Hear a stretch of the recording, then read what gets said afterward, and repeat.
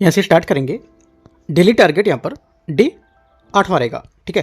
तुम लोग daily target यहाँ पर चला रहे हैं कि यहाँ पर जो भी टॉपिक यहाँ पर दिए जाते हैं मॉर्निंग में, उसके यहाँ पर जो स्टैटिक टॉपिक होते हैं उसके हम लोग यहाँ पर एमसीक्यूज डिस्कस करते हैं, क्या यहाँ पर एमसीक्यूज बन सकते हैं उन टॉपिकों के, ठीक है, जो एग्जाम में पूछे जा सकते हैं, ठीक है। तो टोटल आज यहाँ पर 35 एमसीक्यूज हैं, ठीक है। 35 यहाँ पर एमसीक्यूज हैं और टॉपिक भी काफ़ी ज़्यादा थे, काफ़ी इंपॉर्टेंट टॉपिक भी यहाँ पर हैं। तो आपको अच्छे से आज रात तक टॉपिक को सब कवर कर लेने हैं किसी भी हाल में, ठीक है। आज आपको खत्म करना है और कल हम लोग आज दूसरा टॉपिक यहाँ से स्टार्ट करेंगे, ठीक है। और यहाँ से हम लोग क्वेश्चन लिखेंगे, 35 क्वेश्चन भी यहाँ से बने हुए हैं इसके, वो भी आप इनकी प्रैक्टिस करोगे तो आपको पता चलेगा कि हमने कितना टॉपिक अच्छे पढ़े हैं, जो आपके क्वेश्चन सही होंगे तो, ठीक है। तो स्टार्ट करते हैं यहाँ से, देखते हैं इसको। डे 8वां है और डेट आपकी आज यहाँ पर 18 फरवरी है, राइट। आते हैं, क्वेश्चन 1 है, इसे बोले संसदीय सरकार की विशेषताओं के संबंध में विचार करना है, ठीक है। संसदीय यहाँ पर व्यवस्था में कार्यपालिका अपनी लोकतांत्रिक वैधता विधायिका से प्राप्त करती है और उसके प्रति उत्तरदायी होती है। पहली बात क्या होगी, पहली बात यहाँ से करेक्ट हो जाएगी, क्योंकि यहाँ पर संसदीय व्यवस्था जैसे भारत और ब्रिटेन का मूल मंत्र है। उत्तरदायित्व यहाँ पर क्या होगा इसका, कि यहाँ पर जैसे कार्यपालिका मंत्रिपरिषद सीधे तौर पर विधायिका लोकसभा से निकलती है, और अगर विधायिका में सरकार अपना बहुमत खो रहती है तो उसे इस्तीफा देना पड़ता है, इसलिए यहाँ पर इसकी वैधता विधायिका पर निर्भर होती है। पहली बात यहाँ से क्या होगा, ये करेक्ट हो जाएगा यहाँ से इसका। दूसरा कथन यहाँ से सेकंड स्टेटमेंट, भारत में एक व्यक्ति जो संसद के किसी भी सदन का सदस्य नहीं है उसे अधिकतम 6 महीने के लिए मंत्री नियुक्त किया जा सकता है। सेकंड बात करेक्ट है, क्योंकि यहाँ पर यह भारतीय संविधान का आर्टिकल 75 है, उसका 5 में यहाँ पर ये प्रावधान किया गया कि कोई व्यक्ति सीधे मंत्री बन सकता है, लेकिन उसे 6 महीने के भीतर संसद, लोकसभा या राज्यसभा का सदस्य निर्वाचित होना अनिवार्य होगा। यदि वह ऐसा नहीं करता है तो उसे मंत्री पद छोड़ना पड़ेगा। तो दोनों बातें करेक्ट है, आंसर यहाँ से सी करेक्ट हो जाएगा। क्वेश्चन नंबर 2, राष्ट्रपति शासन बनाम संसदीय व्यवस्था, ठीक है। इसको लेकर के क्वेश्चन है कि यहाँ पर राष्ट्रपति शासन के संबंध में विचार करना है। इस व्यवस्था में राष्ट्रपति विधायिका के प्रति जवाबदेह नहीं होता है, पहली बात। क्वेश्चन दूसरे का पहला स्टेटमेंट यहाँ से क्या होगा, ये करेक्ट है, ठीक है। दूसरा बोला है शक्तियों के पृथक्करण या शक्तियों से सख्त पृथक्करण का सिद्धांत इस व्यवस्था का आधार होता है। सेकेंड बात भी करेक्ट है, क्योंकि यहाँ पर यह व्यवस्था शक्तियों के पृथक्करण पर ही टिकी हुई है। यहाँ कार्यपालिका, विधायिका और न्यायपालिका पूरी तरह से स्वतंत्र होते हैं और संसदीय व्यवस्था की तरह यहाँ दोहरी सदस्यता या मंत्री का सांसद होना नहीं होता है। तो ये बात ये भी करेक्ट है। तीसरा, राष्ट्रपति निचले सदन लोअर हाउस उसको समय से पहले भंग करने की शक्ति रखता है। तीसरी बात यहाँ से गलत है, क्योंकि यहाँ पर अमेरिका जैसी यहाँ पर जो प्रणाली होती है उसमें राष्ट्रपति आमतौर पर निचले सदन, हाउस ऑफ जो रिप्रेजेंटेटिव होते हैं, उसको भंग नहीं कर सकता है, जबकि यहाँ पर भारत में संसदीय प्रणाली में राष्ट्रपति प्रधानमंत्री की सलाह पर लोकसभा को समय से पहले भंग कर सकता है। तो ये बात गलत हो जाएगी। आंसर क्या होगा, ओनली 1 2 करेक्ट है, 2 बातें यहाँ से सही आंसर की, correct answer A. Question number 3 है, 3 बोले संसदीय व्यवस्था के गुण के विशेषण को लेकर के क्वेश्चन है कि बोल रहा है कि संसदीय जो प्रणाली है उसके गुण में कौन सा सबसे सटीक बात बता रहा है। इसमें जो सबसे सटीक बात बता रहा है संसदीय प्रणाली के गुण को लेकर के, तो करेक्ट आंसर हो जाएगा तीसरे का आंसर। ये बोला कि ये विधायिका और कार्यपालिका के बीच संघर्ष की संभावना को न्यूनतम करता है। क्या करता है, न्यूनतम करता है। क्यों, क्योंकि कार्यपालिका विधायिका का ही हिस्सा होती है। बी यहाँ से तीसरे का सही आंसर होगा, ठीक है। क्योंकि यहाँ पर मंत्री यहाँ पर स्वयं सांसद होते हैं, ठीक है, संसद सदस्य होते हैं, इसलिए यहाँ पर उनके बीच सहयोग आसान होता है और विधायिका के कानून को कार्यपालिका के कानून में टकराव कम होता है, क्योंकि यहाँ पर कार्यपालिका को विधायिका का समर्थन प्राप्त हो जाता है। बी यहाँ से सही आंसर होगा। क्वेश्चन नंबर 4 आते हैं, बाकी सब यहाँ से गलत थे, बी नंबर स्टेटमेंट इसका सही था, ठीक है। आगे आते हैं क्वेश्चन नंबर 4, संसदीय व्यवस्था के दोष यहाँ पर क्या होंगे, देखते हैं इसको। संसदीय व्यवस्था के दोष के संबंध में मंत्रिमंडल की निरंकुशता का क्या अर्थ होगा, ये बताना है आपको। यहाँ से देखते हैं पहली बात स्टेटमेंट। 4th क्वेश्चन में संसदीय व्यवस्था के दोष के संबंध में देखते हैं यहाँ पर निरंकुशता का अर्थ क्या होता है, ठीक है। देखो यहाँ पर निरंकुशता जो है, मंत्रिमंडल की निरंकुशता, इसका अर्थ होता है कि यहाँ पर जब सत्तारूढ़ के पास संसद में पूर्ण बहुमत होना, ठीक है, एक तरह से आप ये मान सकते हो इसमें, राइट। यहाँ पर संसद सरकार के पास नियंत्रण रखती है, ठीक है, नियंत्रण रखेगी, लेकिन यहाँ पर व्यवहारिक रूप से यदि सरकार के पास भारी बहुमत है तो संसद केवल रबर स्टैंप बनकर रह जाती है। एक बात इंपॉर्टेंट यहाँ पर हो रहा है कि जो प्रधानमंत्री और मंत्रिपरिषद या मंत्रिमंडल जो होते हैं वो तय करते हैं कि उसे बहुमत के बल पर संसद में पारित करवा लिया जाता है। ऐसे ही लॉर्ड हेवर्ड और अन्य विचारकों ने मंत्रिमंडल की निरंकुशता कहा था, क्योंकि ये तब विधायिका का कार्यपालिका पर कोई वास्तविक अंकुश नहीं रहता था, ठीक है, बी यहाँ से इसका सही आंसर होगा। क्वेश्चन 5 है, सभा द्वारा या संविधान सभा ने भारत के लिए संसदीय मॉडल का क्यों अपनाया था या क्यों प्राथमिकता दी थी इसकी। पहली बात ये बोला है कि औपनिवेशिक शासन के दौरान ब्रिटिश संसदीय प्रणाली से परिचय और अनुभव को लेकर के पहली बात करेक्ट है। दूसरा हो जाएगा यहाँ से अमेरिकी प्रणाली की स्थिरता की तुलना में उत्तरदायित्व को अधिक महत्व देना। ये भी बात यहाँ से करेक्ट है, क्योंकि यहाँ पर डॉक्टर जो अम्बेडकर हैं उन्होंने कहा था कि अमेरिकी प्रणाली स्थिरता तो दिखती है लेकिन यहाँ पर उत्तरदायित्व कम होता है इसमें, और भारत जैसे न स्वतंत्र देश के लिए ऐसी सरकार चाहिए थी जो हर दिन अपनी जनता या संसद के माध्यम से जवाब दे सके। सेकेंड बात भी करेक्ट है। तीसरा, भारतीय समाज की जो व्यापक विविधता है इसको सरकार में प्रतिनिधित्व देने की आवश्यकता होगी। तीसरी बात भी करेक्ट है, क्योंकि यहाँ पर भारत में धर्म, भाषा और जाति की बहुत ज़्यादा है पर क्या विविधता होती है ना। इससे क्या होता है, संसदीय प्रणाली में छोटे छोटे समूह और विभिन्न क्षेत्रों के लोगों को मंत्रिपरिषद में जगह देना आसान होता है, जिससे सभी को लगता है कि सरकार में उनकी हिस्सेदारी होगी। तीसरी बात भी करेक्ट है। तीनों बातें एकदम करेक्ट है, बहुत अच्छा क्वेश्चन है। आंसर क्या होगा, 1, 2, 3 सभी करेक्ट है, डी। क्वेश्चन नंबर 6, भारतीय संविधान में और यहाँ पर ब्रिटिश मॉडल को लेकर के मूल विभेद क्या होंगे। भारत और ब्रिटेन की जो संसदीय प्रणाली है उसके बीच मुख्य अंतर के संबंध में विचार करना है। पहला स्टेटमेंट यहाँ से, पहला स्टेटमेंट बोला है ब्रिटेन में संसद सर्वोच्च होती है जबकि भारत में संसद की शक्तियाँ लिखित संविधान द्वारा सीमित होती हैं। पहली बात, छठे का पहला स्टेटमेंट यहाँ से करेक्ट होगा, क्योंकि यहाँ पर ब्रिटेन में कोई लिखित संविधान नहीं है, इसलिए वहाँ की संसद जो चाहे वहाँ वह कानून बना सकती है। इसे संसदीय संप्रभुता कहते हैं। भारत में संविधान सर्वोच्च है, संसद नहीं होती है, ठीक है, और भारतीय संसद केवल उन्हीं सीमाओं को कानून बना सकती है जो संविधान में तय की है। पहली बात सही हो जाएगी। सेकेंड बात है, एक एक की पॉइंट आपको अच्छे से पढ़ना है, एक एक समझना है, की पॉइंट को नोट भी करते जाना है, ठीक है। कुछ अगर आपको लगता है नया पॉइंट तो या पढ़ रखा है तो अच्छी बात है, नहीं पढ़ रखा है तो नोट करोगे आप, ठीक है। सेकेंड बात है, ब्रिटेन में केवल निचले सदन हाउस ऑफ कॉमन्स की सदस्य मंत्री बन सकते हैं जबकि भारत में किसी सदन का सदस्य मंत्री बन सकता है। सेकेंड बात गलत है, क्योंकि यहाँ पर ब्रिटेन में दोनों सदनों हाउस ऑफ कॉमन्स और हाउस ऑफ लॉर्ड्स जो होते हैं उसके सदस्य मंत्री बन सकते हैं, जबकि भारत में भी ऐसा होता है, ठीक है, क्योंकि यहाँ पर जैसे डॉक्टर मनमोहन सिंह और एस जयशंकर राज्यसभा सदस्य होते हुए भी मंत्री बने हुए हैं, ठीक है। ये अंतर है कि ब्रिटेन में प्रधानमंत्री हमेशा निचले सदन का ही होना चाहिए जबकि भारत में वह किसी भी सदन का हो सकता है। ये की पॉइंट बहुत इंपॉर्टेंट है, याद रखना है, दोनों स्टेटमेंट ही है। तीसरी बात है, भारत में राज्य का प्रमुख प्रेसिडेंट निर्वाचित होता है जबकि ब्रिटेन में यह वंशानुगत होता है। तीसरी बात क्या होगी, तीसरी बात करेक्ट है, क्योंकि भारत एक गणतंत्र रिपब्लिक है, क्योंकि हमारे राज्य का प्रमुख राष्ट्रपति चुना जाता है। ब्रिटेन एक संवैधानिक राजतंत्र है क्योंकि वहाँ राज्य का प्रमुख राजा रानी वंशानुगत होते हैं, ठीक है। तीसरी बात करेक्ट है कि आंसर 1 और 3 करेक्ट है। दूसरी बात यहाँ से क्या थी, अच्छा दूसरी बात गलत थी ना, क्योंकि ब्रिटेन में दोनों हाउस में दे रखा था, तो ये बात गलत हो जाएगी ना सेकंड वाली, ठीक है। पहली बात सही है, तीसरी बात सही, दूसरी बात गलत है, क्योंकि यहाँ पर संसद बोला कि जो केवल ब्रिटेन के निचले सदन को ही बन सकते हैं, ऐसा कुछ नहीं था, है ना, तो ये गलत था। मैंने आपको दोनों को डिफिनेशन बताई डीप में जाके, राइट, तो सेकंड वाली क्यों गलत है आपको पता होना चाहिए। 1 और 3 सही है, आंसर ए। आगे आते हैं क्वेश्चन 7। क्वेश्चन नंबर 7 है, उत्तरदायित्व का सिद्धांत जो है अकाउंटेबिलिटी, इसके बारे में संसदीय प्रणाली में सामूहिक उत्तरदायित्व के सिद्धांत का क्या अर्थ होगा। इसका अर्थ होता है कि पूरा मंत्रिपरिषद लोकसभा के प्रति संयुक्त रूप से जवाबदेह होता है, ठीक है, ये इसका आंसर होगा।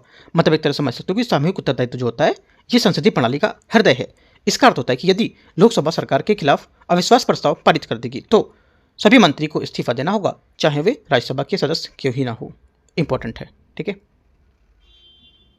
आगे आते क्वेश्चन 8वां, राष्ट्रपति की भूमिका पर प्रश्न है। संसदीय व्यवस्था नाम मात्र और वास्तविक कार्यपालिका के संबंध में विचार करना है। देखते हैं, तो जो यहाँ से आंसर हो जाएगा हमारा, ये हो जाएगा राष्ट्रपति राज्य का प्रमुख होता है जबकि प्रधानमंत्री सरकार का प्रमुख होगा, बी। क्योंकि क्वेश्चन पूछ रहा था कि जो संसदीय व्यवस्था है ये नाम मात्र है और वास्तविक कार्यपालिका है, उसके संबंध में जो राष्ट्रपति होता है ये राज्य का प्रमुख होगा जबकि प्रधानमंत्री सरकार का प्रमुख हो। ये वाली बात इसकी करेक्ट हो जाएगी, 8वें का बी, ठीक है। नाम मात्र बनाम वास्तविकता, इसका मतलब होता है कि राष्ट्रपति केवल संवैधानिक प्रमुख होता है और उसे उसके नाम पर अपना शासन चला जा सकता है, ठीक है, लेकिन वास्तविक शक्तियां प्रधानमंत्री के नेतृत्व में मंत्रिपरिषद में निहित होती हैं, ठीक है, डिफैक्टो, याद रखना ये, ठीक है। आगे आते हैं क्वेश्चन 9। ब्रिटिश संसदीय संप्रभुता बनाम भारतीय न्यायिक समीक्षा, भारतीय संसद की कानून बनाने की शक्ति ब्रिटिश संसद के समान निरंकुश क्यों नहीं है? ठीक है, क्यों नहीं है? क्योंकि यहाँ पर एक तो भारत में संघीय व्यवस्था है जहां शक्तियां केंद्र और राज्यों के बीच बटी होती है, इसलिए क्या है यहाँ पर ये समान जो निरंकुश नहीं होंगे, क्योंकि यहाँ पर ये होगा। ठीक है, पहली बात करेक्ट है। दूसरी बात यहाँ पर है क्योंकि यहाँ पर भारत में न्यायिक समीक्षा जो होती है, जुडिशियल जो रिव्यू होता है, उसकी व्यवस्था है और संवैधानिक कानूनों को रद्द कर सकती है, ये भी बात सही है। क्योंकि यहाँ पर मौलिक अधिकार संसद की विधायी शक्ति पर अंकुश लगाती है, ये भी बात यहाँ से करेक्ट होगा। तो सभी स्टेटमेंट यहाँ से इसके करेक्ट होंगे, डी यहाँ से आंसर होगा। क्वेश्चन 10 आते हैं। क्वेश्चन 10 है संसदीय मॉडल की स्थिरता को लेकर के, स्टेबिलिटी को लेकर के क्वेश्चन है। संसदीय प्रणाली में सरकार की स्थिरता मुख्य रूप से किस पर निर्भर करती है? ये निर्भर करती है किस पर? करेक्ट आंसर हो जाएगा निचले सदन लोकसभा में बहुमत का समर्थन प्राप्त होने पर, बी यहाँ से आंसर होगा। क्योंकि यहाँ पर संसदीय सरकार को उत्तरदायी सरकार कहा जाता है, लेकिन इसकी सबसे बड़ी कमजोरी अस्थिरता। सरकार तब तक टिकी रहती है सरकार पर जब तक कि उसके पास लोकसभा में 543 सदस्यों में से आधे से अधिक यहाँ पर 272 प्लस का समर्थन हो। जिस दिन यह बहुमत खत्म होता है सरकार गिर जाती है, राज्यसभा का सरकार के बने रहने के कोई हाथ नहीं होगा। ठीक है, इंपॉर्टेंट बात है, याद रखना। 10वें का बी करेक्ट है। क्वेश्चन 11 है भारतीय संविधान की संरचना, लिखित संविधान और उसकी प्रकृति को लेकर के। जिसे हम बोला है भारत का लिखित संविधान केंद्र और राज्यों के बीच लिखित समझौते का परिणाम होगा। पहली बात 11वें का पहला गलत है, क्योंकि यहाँ पर अमेरिका का संविधान राज्यों के बीच एक समझौते का परिणाम होता है, लेकिन भारत का संविधान राज्यों के बीच किसी समझौते का परिणाम नहीं है। डॉक्टर जो अम्बेडकर है उन्होंने कहा था कि भारतीय संघ से किसी भी राज्य को अलग होने का अधिकार नहीं होता है। गलत हो जाएगी बात। सेकेंड बात, लिखित संविधान संघ की इकाइयों के बीच शक्तियों के विवाद को रोकने के लिए एक कानूनी दस्तावेज के रूप में काम करेगा। सेकेंड बात क्या होगी? सेकेंड बात यहाँ से करेक्ट है। तीसरा, संविधान में स्पष्टता होने के कारण सरकार का कोई भी अंग अपनी सीमाओं का उल्लंघन नहीं कर सकता है। तीसरी बात भी करेक्ट है। 2 और 3 यहाँ से सही हो जाएंगे। आंसर पूछा सही कौन सा है तो बी। क्वेश्चन नंबर 12, शक्तियों के विभाजन और 7वीं अनुसूची के संबंध में विचार करना है। शक्तियों के विभाजन संघीय सरकार की एक अनिवार्य विशेषता होती है। पहली बात 12वें का पहला स्टेटमेंट यहाँ से करेक्ट है। दूसरा, समवर्ती सूची के विषय में विवाद की स्थिति में राज्य का कानून केंद्र पर कानून पर प्रभावी होगा। सेकेंड बात गलत है, क्योंकि यहाँ पर समवर्ती सूची जो कंकरेंट लिस्ट होती है ये केंद्र पर और राज्य दोनों पर कानून बना सकती है, लेकिन यदि दोनों कानून में कोई टकराव होता है तो केंद्र का कानून राज्य के कानून पर प्रभावी होगा। आर्टिकल कौन सा? 254 के तहत। ठीक है, यहाँ केंद्र की सर्वोच्चता का सिद्धांत लागू होता है, तो ये बात गलत होगी, ये बात सही है। तीसरा, 7वीं सूची केंद्र और राज्यों की विधायी परिधि को स्पष्ट रूप से निर्धारित करती है। बात करेक्ट है। आंसर 103 सही पूछा है तो 13 करेक्ट है। क्वेश्चन 13 नंबर है संविधान की सर्वोच्चता और कठोरता पर विचार करना है। संविधान की सर्वोच्चता का अर्थ है कि संसद द्वारा बनाया गया कोई भी कानून संविधान के मूल ढांचे के विरुद्ध नहीं हो सकता है। पहली बात 13 का पहला स्टेटमेंट यहाँ से करेक्ट है। सेकेंड बात है क्योंकि यहाँ पर ये केशवानंद भारती केस था उसमें सुप्रीम कोर्ट ने स्पष्ट किया था कि संसद भारतीय मूल के ढांचे जो बेसिक स्ट्रक्चर है उसको नष्ट नहीं कर सकता है। सेकेंड बात है पहला सही है। संविधान की कठोरता का अर्थ होता है कि इसमें किसी भी परिस्थिति में संशोधन नहीं किया जा सकता है। ये बात गलत है, क्योंकि कठोरता का अर्थ यह नहीं होता कि यहाँ पर आप संशोधन नहीं कर पाओ। ठीक है, इसका अर्थ होता है कि केवल आप संशोधन की प्रक्रिया समान कानूनों से भिन्न और कठिन होती है। और भारतीय संविधान में कठोरता जैसे अमेरिका और लचीलेपन जैसे कि ब्रिटेन उसका एक अनूठा मिश्रण है, तो गलत बात होगी। तीसरा, संघीय महत्व के प्रावधानों में संशोधन के लिए संसद के विशेष बहुमत के साथ साथ आधे से अधिक राज्यों का अनुसमर्थन की आवश्यकता होती है। तीसरी बात करेक्ट है।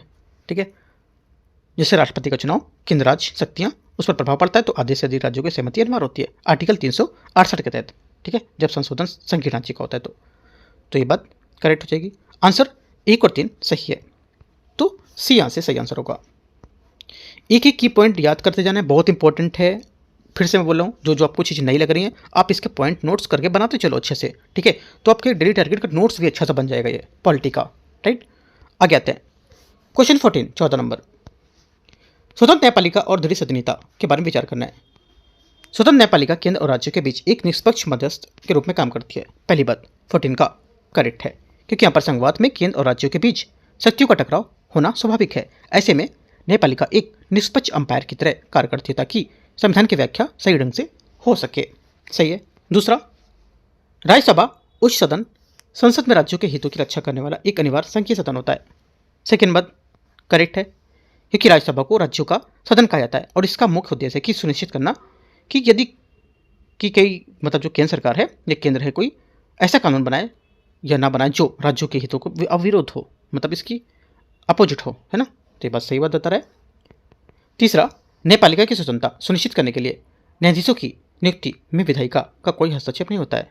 तीसरी बात गलत होगी, क्योंकि यहाँ पर यद्यपि भारतीय नागरिक न्यायपालिका स्वतंत्र है, लेकिन न्यायाधीशों की नियुक्ति में विधायिका या सरकार की भूमिका पूरी तरह से शून्य नहीं होती है। वर्तमान में कॉलेजियम व्यवस्था के माध्यम से नियुक्तियाँ होती हैं, जिसमें राष्ट्रपति या कार्यपालिका बोल सकते हो, इसके हस्ताक्षर अनिवार्य होते हैं।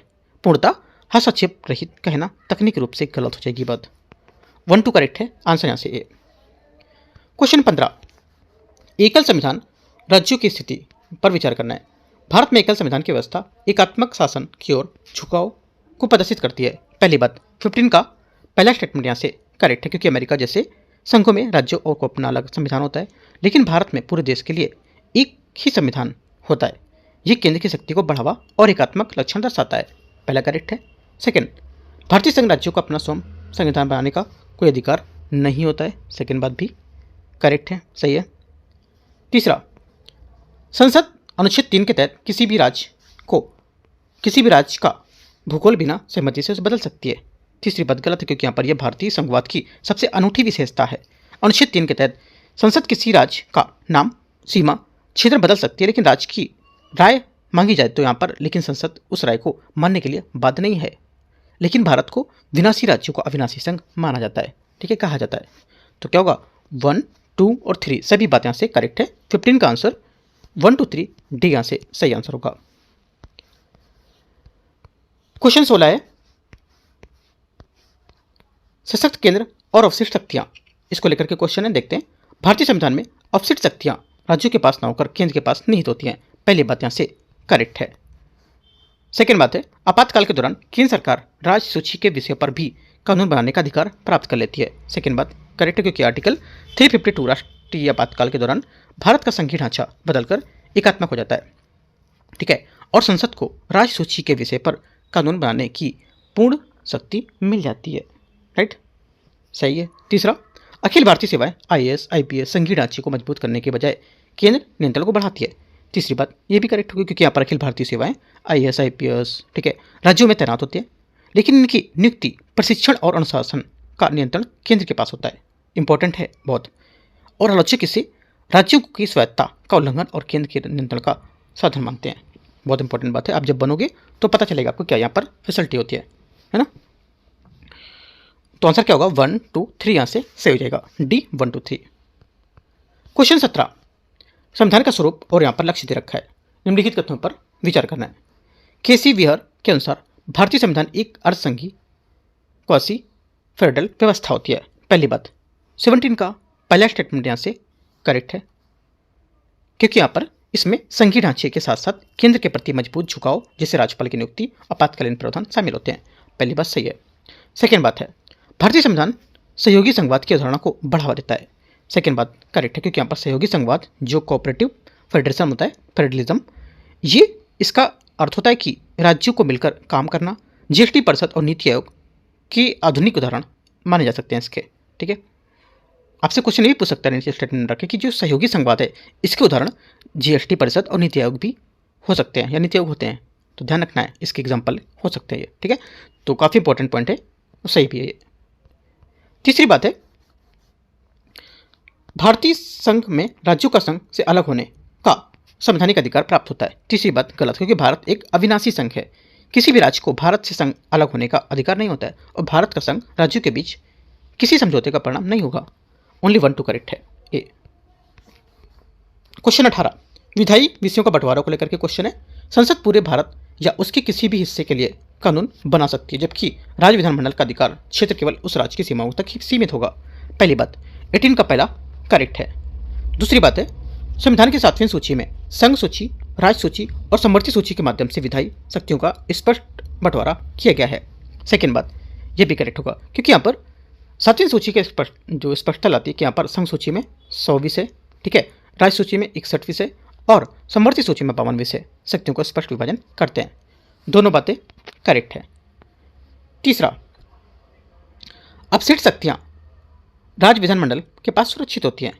तीसरी बात यहाँ से गलत है, क्योंकि यहाँ पर जैसा कि जो क्वेश्चन अभी 16 मैंने बताया था कि भारत में अपसेट शक्तियां राज्य विधानमंडल के पास नहीं बल्कि केंद्र संसद के पास होंगी। ठीक है, ये बात गलत हो जाएगी। आंसर 1 और 2 करेक्ट है, तीसरा गलत हो जाएगा। आंसर क्या होगा फिर आंसर हो जाएगा आपका 1 और 2 करेक्ट है ना, ए यहाँ से आंसर हो जाएगा। ठीक है, क्वेश्चन 19 नंबर, राज्य क्षेत्र में संसदीय विधान पार्लियामेंट्री जो लेजिस्लेशन है इन स्टेट फील्ड राज्य सूची के विषय पर संसद की कानून शक्ति बनाने के संबंध में विचार करना है। देखते हैं इसको। पहली बात है, यदि राज्यसभा में उपस्थित और मतदान करने वाले 2/3 सदस्यों से बहुमत प्राप्त जो प्रस्ताव पारित कर दे कि राष्ट्रीय हित में यह आवश्यक है कि संसद राज्य सूची पर कानून बना सकती है। पहली बात क्या होगी? पहली बात 19 का स्टेटमेंट यहाँ से करेक्ट है, क्योंकि यहाँ पर यह आर्टिकल 249 के तहत 249 के अंतर्गत आता है। यदि राज्यसभा जो राज्यों का प्रतिनिधित्व करता है वो विशेष बहुमत से ऐसा प्रस्ताव पारित करता है तो संसद राज्य सूची के विषय पर कानून बना सकती है। यह कानून एक बार में 1 वर्ष के लिए प्रभावी होता है। सेकेंड बात है, अंतर्राष्ट्रीय समझौते को लागू करने के लिए संसद राज्य सूची के किसी भी विषय पर कानून बना सकती है। सेकेंड बात करेक्ट है, दोनों बातें सही है। आंसर यहाँ से 1 और 2 दोनों करेक्ट है, क्योंकि यहाँ पर जो सेकेंड वाली बात है ये आर्टिकल 253 के अंतर्गत बातें बता रहा है, राइट। और भारत सरकार द्वारा दी गई जो यहाँ पर किसी भी अंतर्राष्ट्रीय संधि या समझौते को प्रभावी बनाने के लिए संसद पूरे देश या किसी राज्य के लिए कानून बना सकती है, भले ही वह विषय का राज्य सूची से क्यों ना हो, राइट। इसके लिए राज्यों की अनुमति की आवश्यकता नहीं होगी। दोनों कथन बहुत इंपॉर्टेंट है, क्वेश्चन भी इंपॉर्टेंट हुआ, तो सी यहाँ से आंसर है। एक एक बात आपको पढ़ते चलना है। क्वेश्चन नंबर 20 है, प्रशासनिक संबंध और केंद्र राज्य नियंत्रण के बारे में। प्रशासनिक संबंध के और यहाँ पर राज्य विधानमंडल पर केंद्र के नियंत्रण के संबंध में विचार करना है। पहली बात, राज्यपाल राज्य विधानमंडल द्वारा पारित कुछ विधेयक को राष्ट्रपति के विचारार्थ सुरक्षित रख सकता है। पहली बात 20 का पहला करेक्ट है। दूसरा, केंद्र सरकार राज्यों के संचार के साधन के रखरखाव जैसे रखरखाव और रेलवे की सुरक्षा के संबंध को निर्देश दे सकता है। सेकेंड बात भी यहाँ से करेक्ट होगा आर्टिकल 257 के तहत, ठीक है। तीसरी बात है, केंद्र द्वारा दिए गए निर्देशों का पालन करने में विफल रहने पर अनुच्छेद 356 के तहत राष्ट्रपति शासन लगाया जा सकता है। तीसरी बात करेक्ट है, क्योंकि यहाँ पर यदि राज्य केंद्र इन वैध जो निर्देश होते हैं उसका पालन नहीं करता है तो अनुच्छेद 365 है ना, 365 के तहत यह माना सकता है कि राज्य का शासन संविधान के अनुसार नहीं चल रहा है। ऐसी स्थिति में अनुच्छेद 356 राष्ट्रपति शासन लगाया जा सकता है, ठीक है। सही बात है, 1 2 3 सभी सही है। करेक्ट आंसर 20 का हो जाएगा क्या, डी। 20 बनाते हैं। 21 है, राज्यों के बीच सहयोग सुनिश्चित करने को लेकर प्रावधानों पर विचार करना है। पहली बात है, अनुच्छेद 263 के तहत राष्ट्रपति एक अंतर्राज्यीय परिषद इंटर स्टेट काउंसिल का गठन कर सकता है। पहली बात 21 का पहला स्टेटमेंट यहाँ से करेक्ट है। दूसरा, अंतर्राज्यीय नदी जल विवादों को निपटारे के लिए संसद कानून बना सकती है और उसमें न्यायालय में हस्तक्षेप को रोक सकती है। सेकेंड बात भी करेक्ट होगी, ठीक है। दोनों बातें एकदम करेक्ट बोल रहा है और दोनों सही भी है। सी यहाँ से 21 का आंसर होगा। 22 नंबर क्वेश्चन, वित्तीय संबंध और कर राजस्व वितरण के बारे में क्वेश्चन है। वित्तीय संबंध और यहाँ पर कर राजस्व को लेकर के पहली बात है, 101वें संविधान संशोधन अधिनियम जो है संशोधन जीएसटी के बाद केंद्र और राज्यों के दोनों को वस्तु और सेवाओं पर कर लगाने की समवर्ती शक्ति प्राप्त हुई है। पहली बात 22वें का पहला स्टेटमेंट यहाँ से सही है, क्योंकि यहाँ पर जीएसटी से क्या होता है, पहले केंद्र और राज्यों की कर शक्तियाँ अलग थीं अनुच्छेद 246A के तहत। अब दोनों को यहाँ पर वस्तुओं और सेवाओं को कर लगाने का समवर्ती अधिकार मिल गया है, ठीक है। पहली बात करेक्ट है। सेकेंड, वित्त आयोग की सिफारिश पर केंद्र द्वारा एकत्रित किए गए करों का राजस्व के बीच वितरण किया जाता है। सेकेंड बात, ये भी बात यहाँ से करेक्ट होगी। जैसे कि केंद्र द्वारा वसूले गए कर जैसे कि इनकम टैक्स राज्यों को द्वारा किस अनुपात में बांटा जाएगा, किनकी सिफारिश वित्त आयोग करेगा, ठीक है। और ऊर्ध्वाधर और क्षैतिज वितरण इसे कहते हैं, ठीक है। इंपॉर्टेंट पॉइंट है। तीसरी बात है, संघ की संपत्ति को राज्य द्वारा लगाए गए सभी करों से छूट प्राप्त होती है। तीसरी बात यहाँ से करेक्ट है, क्योंकि आर्टिकल 285 के तहत केंद्र सरकार की यहाँ पर जो संपत्ति होती है उसको राज्य के करों से छूट प्राप्त होती है जब तक कि संसद कानून बनाकर उसकी अनुमति ना दे दे। तो करेक्ट हो जाएगा। आंसर 1, 2, 3 तीनों करेक्ट है। 22वें का आंसर क्या हो जाएगा, यहाँ से सभी करेक्ट है, डी। क्वेश्चन 23, एकीकृत न्याय व्यवस्था के संबंध में क्वेश्चन है। भारतीय न्याय व्यवस्था के संबंध में कथनों पर विचार करना है। भारत में केंद्र और राज्यों के लिए अलग अलग न्यायपालिका की व्यवस्था नहीं है, बल्कि एक एकीकृत पिरामिड नुमा ढांचा होगा। पहली बात 23 का से करेक्ट है। सेकंड, उच्चतम न्यायालय और उच्च न्यायालय दोनों ही केंद्र और राज्य दोनों के कानूनों में लागू करने के लिए उत्तरदायी होगा। सेकंड बात भी करेक्ट है, क्योंकि भारत में हाई कोर्ट और सुप्रीम कोर्ट दोनों ही यहाँ पर केंद्र के कानूनों जैसे आईपीसी और राज्य के कानूनों के समान रूप से लागू करते हैं। ये न्यायिक एकरूपता सुनिश्चित करता है। ठीक है, दोनों बातें करेक्ट हैं। आंसर 23 का सी। 24 है, वित्त आयोग फाइनेंस कमीशन को लेकर के वित्त आयोग के बारे में विचार करना है। अनुच्छेद 280 के तहत राष्ट्रपति प्रत्येक 5वें वर्ष वित्त आयोग का गठन करेगा। पहली बात यहाँ से करेक्ट है। ठीक है, और ये क्वासी जुडिशियल बॉडी होगी, एक अर्धन्यायिक निकाय है, इंपॉर्टेंट बात है। सेकेंड बात, वित्त आयोग की सिफारिशें सरकार के लिए कानूनी रूप से बाध्यकारी होती है। सेकेंड बात क्या होगी, 24 का सेकेंड स्टेटमेंट यहाँ से गलत है, क्योंकि वित्त आयोग की सिफारिशें सरकार के लिए केवल सलाहकारी होती हैं, एडवाइजरी होती हैं। ये सरकार इन्हें मानने के लिए कानूनी रूप से बाध्य नहीं है, हालांकि परंपरा के अनुसार इन्हें मान लिया जाता है। तीसरी बात है, आयोग राज्यों के दिए जाने वाले सहायता अनुदान के सिद्धांतों को भी निर्धारण कर सकता है। तीसरी बात यहाँ से करेक्ट है, क्योंकि आयोग उन सिद्धांतों को तय करता है जिनके आधार पर संचित निधि से राज्यों को सहायता अनुदान दिया जाना चाहिए। तो करेक्ट क्या, 1 और 3 करेक्ट है। ठीक है, आंसर सी। क्वेश्चन 25, प्रमुख आयोग यहाँ पर दे रखे हैं और यहाँ पर इसके कुछ सुधार, प्रशासनिक सुधार। ठीक है, केंद्र सरकार पर संबंध पर गठित कुछ यहाँ पर आयोग के संबंध में विचार करना है। पहला बोला कि सरकारी आयोग 1983 ने राज्यपाल के पद को समाप्त करने की सिफारिश की थी। पहली बात 25 का पहला स्टेटमेंट यहाँ से गलत है, क्योंकि सरकारी आयोग 1983 ने राज्यपाल के पद को समाप्त करने की सिफारिश नहीं की थी, इसके विपरीत थी। उन्होंने कहा था कि यह पद केंद्र और राज्यों के संबंधों के महत्वपूर्ण होगा, केंद्र राज्य के जो संबंध होंगे उसके लिए महत्वपूर्ण होगा, और उन्होंने केवल इसके दुरुपयोग को रोकने के लिए कुछ योग्यताएं दी थी, जैसे कि राजनीतिक सक्रियता ना होनी चाहिए और उस राज्य का गुना होना चाहिए। तो ये बात गलत हो जाएगी जो बोल रहे हैं, जो मैंने बताई वो बात आपको नोट करके रखना है। ठीक है, सेकेंड बात है, मदन मोहन पुंछी आयोग 2007 में स्थानीय निकायों की भूमिका को केंद्र राज्य के संबंध में महत्वपूर्ण बताया है। सेकेंड बात यहाँ से क्या होगी, सेकेंड बात यहाँ से जो आपकी है 25 की, ये करेक्ट हो जाएगी। ठीक है, तीसरी बात है, प्रशासनिक सुधार आयोग ARC ने अंतर्राज्यीय परिषद को मजबूत बनाने पर बल दिया है, मजबूत करने पर बल दिया है।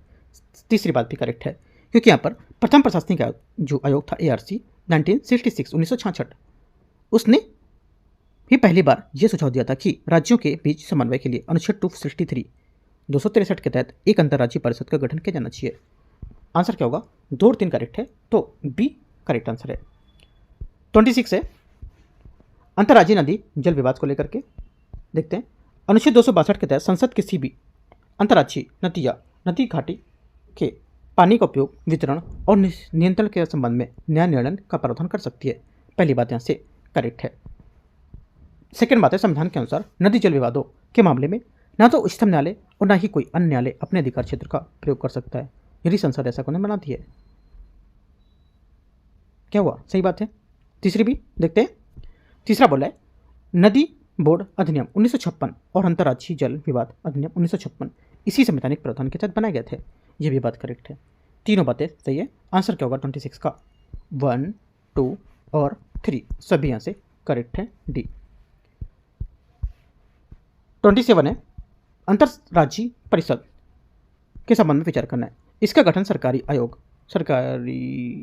की सिफारिश, सरकारी आयोग होगा, सरकारी नहीं सरकारी। इसका गठन सरकारी आयोग की सिफारिश पर 1990 में राष्ट्रपति के आदेश पर किया गया था।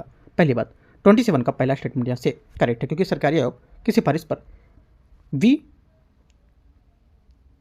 वीपी सिंह सरकार 1990 में पहली बार इसका गठन किया था, और ये एक संवैधानिक निकाय है क्योंकि ये इसका आधार अनुच्छेद 263 होगा। पहली बात सही है। प्रधानमंत्री इस परिषद के अध्यक्ष होते हैं और सभी राज्यों के मुख्यमंत्री इसके सदस्य होते हैं। सेकेंड बात करेक्ट हो जाएगा। तीसरा, परिषद की प्रकृति कानूनी रूप से बाध्यकारी होती है और इसके निर्णय सरकारों पर लागू होते हैं। तीसरी बात यहाँ से गलत होगी, क्योंकि यहाँ पर अंतर्राज्यीय परिषद एक सलाहकारी निकाय, एडवाइजरी बॉडी है। ठीक है, इनकी सिफारिशें सरकारों सरकारों पर कानूनी रूप से बाध्यकारी नहीं होती है। इनका मुख्य उद्देश्य चर्चा और समन्वय होता है। तीसरा गलत हो जाएगा। 1 2 करेक्ट है। आंसर यहाँ से ए सही होगा। 28 आते हैं। लोक अधिनियम, अभिलेख और न्यायिक प्रक्रिया, पब्लिक एक्ट्स और यहाँ पर रिकॉर्ड्स एंड जुडिशियल प्रोसीडिंग, इसके बारे में देखते हैं। पहली बात, अनुच्छेद 261 को लेकर के विचार करने देखते हैं। केंद्र और प्रत्येक राज्य के लोक अधिनियम, अभिलेखों और न्यायिक कार्रवाइयों को पूरे भारत में पूर्ण विश्वास और साख प्रदान की जाती है। पहली बात 28 का करेक्ट है। सेकेंड बात है, किसी भी राज्य के दीवानी न्यायालय सिविल कोर्ट द्वारा जो दिए गए अंतिम निर्णय या आदेश को भारत सरकार के किसी भी हिस्से में निष्पादित किया जा सकता है। सेकेंड बात यह भी करेक्ट है। तीसरा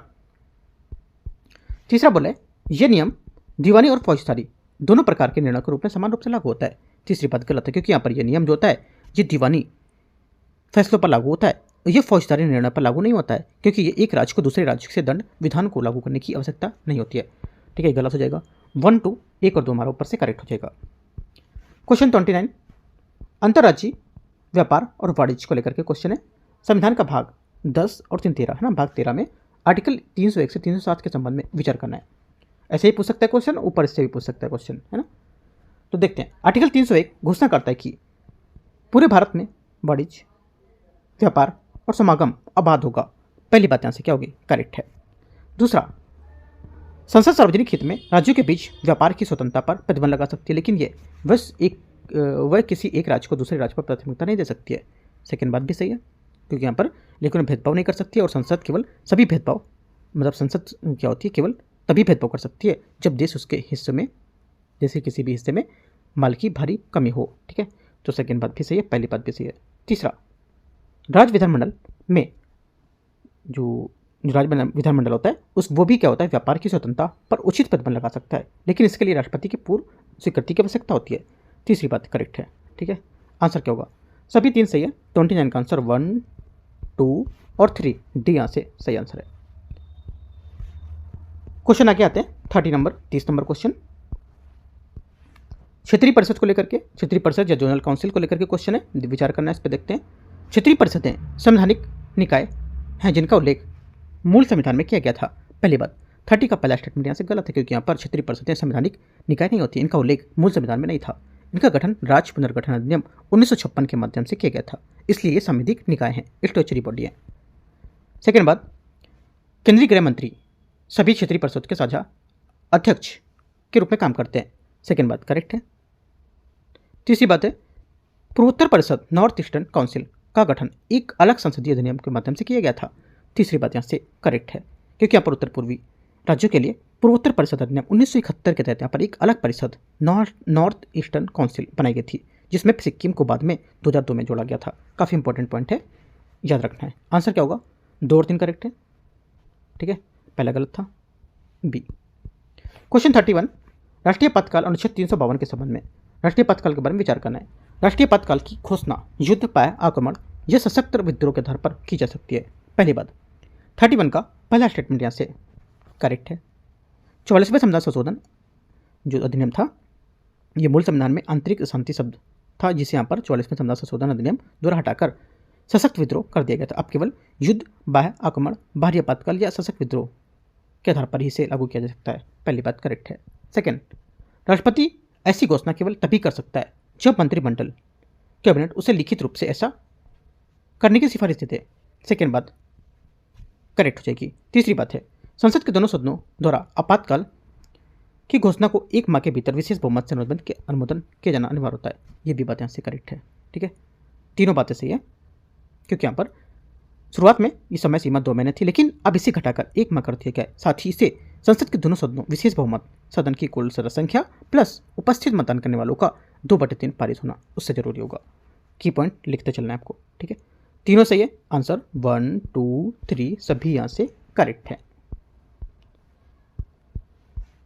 क्वेश्चन 32 में आते हैं, राष्ट्रपति शासन के संबंध में विचार करना है। देखते हैं इसको, अनुच्छेद 356। राज्य में राष्ट्रपति शासन के संबंध में विचार करना है। राष्ट्रपति शासन तब लगाया जा सकता है जब किसी राज्य का शासन संविधान के प्रावधानों के अनुसार नहीं चलाया जा सकता है। पहली बात 32 का पहला करेक्ट है। ठीक है, क्योंकि यहाँ पर इसे संवैधानिक आपातकाल भी कहते हैं। क्यों? क्योंकि अभी यदि राज्यपाल की रिपोर्ट या अन्यथा राष्ट्रपति को लगे कि जिस राज्य सरकार संविधान के अनुरूप चल रही है तो वह इसे लगा सकता है। सेकेंड बात है, इसी घोषणा को संसद के 2 माह के भीतर साधारण बहुमत से स्वीकृत किया जाना आवश्यक होता है। सेकेंड बात करेक्ट है। तीसरा, राष्ट्रपति शासन के दौरान राष्ट्रपति राज्य विधानमंडल की विधायी शक्तियों को संसद को सौंप सकता है। तीसरी बात भी करेक्ट है। ठीक है, तीनों बातें सही है। आंसर यहाँ से 32 का 1, 2 एंड 3 सभी करेक्ट है। डी 33, वित्तीय आपातकाल अनुच्छेद 360 के बारे में देखते हैं। वित्तीय आपातकाल के संबंध में विचार करना है। राष्ट्रपति वित्तीय आपातकाल की घोषणा तब कर सकता है जब भारत की वित्तीय स्थिरता के साथ खतरा हो। पहली बात, 33 का पहला स्टेटमेंट यहाँ से करेक्ट है। दूसरी बात है, एक बार संसद द्वारा अनुमोदित होने के बाद वित्तीय आपातकाल अनिश्चित काल के लिए जारी रह सकता है जब तक कि इसे वापस न लिया जाए। सेकेंड बात भी करेक्ट है, क्योंकि यहाँ पर ये एक विशिष्ट पॉइंट है एकदम, क्योंकि यहाँ पर जो वित्तीय आपातकाल है इसके लिए संसद की जो मंजूरी होती है वो मिलने के बाद इसे बार बार अनुमोदन करने की आवश्यकता नहीं होती है। बहुत इंपॉर्टेंट पॉइंट है। ठीक है, जैसा कि राष्ट्रीय आपातकाल में हर 6 महीने में होता है ऐसा, यह निश्चित काल तक प्रभावी रह सकता है। सही बात है। तीसरी बात है, इस अवधि के दौरान राष्ट्रपति उच्चतम न्यायालय और उच्च न्यायालय के न्यायाधीशों को वेतन और भत्तों में कटौती का निर्देश दे सकता है। एकदम सही बात है। ठीक है, आंसर क्या होगा? 1, 2, 3 सभी करेक्ट हैं, तो 1, 2, 3 सभी करेक्ट। डी। ठीक है, 33 है ना? हाँ, 33 का डी। 34 34 नंबर क्वेश्चन है। मूल अधिकारों के संबंध और प्रभाव को लेकर के क्वेश्चन है 358 से 359 आर्टिकल के बीच के। आपातकाल के दौरान मूल अधिकारों के निलंबन के संबंध में विचार करना है। अनुच्छेद 358 358 के तहत जब राष्ट्रीय आपातकाल की घोषणा होती है तो अनुच्छेद 19 के अंतर्गत प्राप्त मूल अधिकार स्वतः ही निलंबित हो जाते हैं। पहली बात 34 के यहाँ से क्या होगा? ये करेक्ट है, सही है। सेकेंड बात है, अनुच्छेद 359 359 राष्ट्रपति को यह शक्ति देता है कि वह आदेश जारी करके अन्य मूल अधिकारों को लागू करने के लिए न्यायालय के जाने के अधिकार को निलंबित कर दे। सेकेंड बात करेक्ट है, ये भी सही है। तीसरा, अनुच्छेद 20 और 21 द्वारा प्रदान किए गए मूल अधिकारों को किसी भी स्थिति में निलंबित नहीं किया सकता है। तीसरी बात ये भी करेक्ट है, क्योंकि यहाँ पर 44वें संविधान संशोधन द्वारा यह ऐतिहासिक सुरक्षा प्रदान की गई थी कि आर्टिकल 20 दो स्थिति के संबंध में संरक्षण और अनुच्छेद 21 जीवन और दैहिक स्वतंत्रता का अधिकार को लेकर के आपातकाल के दौरान भी नहीं छीना जा सकता है। आंसर क्या होगा? 1, 2, 3 सभी करेक्ट हैं। डी यहाँ से सही आंसर होगा। 35 नंबर और लास्ट क्वेश्चन होगा आपातकालीन प्रावधानों के संबंध में आलोचना। आपातकालीन प्रावधानों की आलोचना के संबंध में विचार करना है। आलोचना का तर्क यह है कि यह प्रावधान संविधान के संघीय स्वरूप को पूरी तरह से एकात्मक में बदल देता है जो राज्यों की स्वायत्तता के विरुद्ध होगा।